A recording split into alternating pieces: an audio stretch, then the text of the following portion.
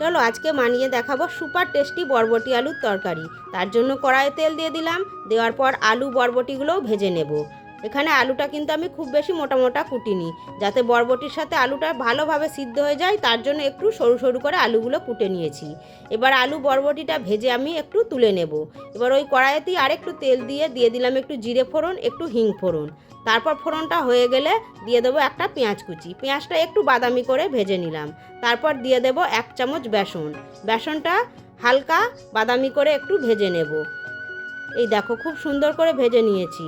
এবার দিয়ে দেবো আদা রসুন বাটা। আদা রসুন বাটাটা একটু ভেজে নিলাম। তারপর প্রতিদিনের যে রান্নায় আমরা মশলাটা ব্যবহার করি, সেই মশলাটা আমি ভালো করে দিয়ে আরও কিছুক্ষণ ভেজে নেব।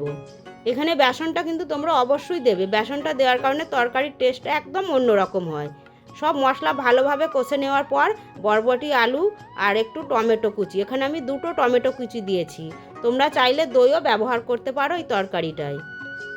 এবার স্বাদ অনুযায়ী নুন দিয়ে একদম খুব অল্প জল দিয়ে আমি গ্যাসের আঁচটা লো রেখে চাপা দিয়ে হতে দেব।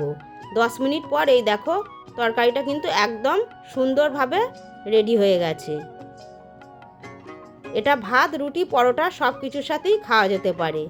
আর নামানোর আগে 1 চামচ গরম মশলা দিয়ে এটা আমি নামিয়ে নেব।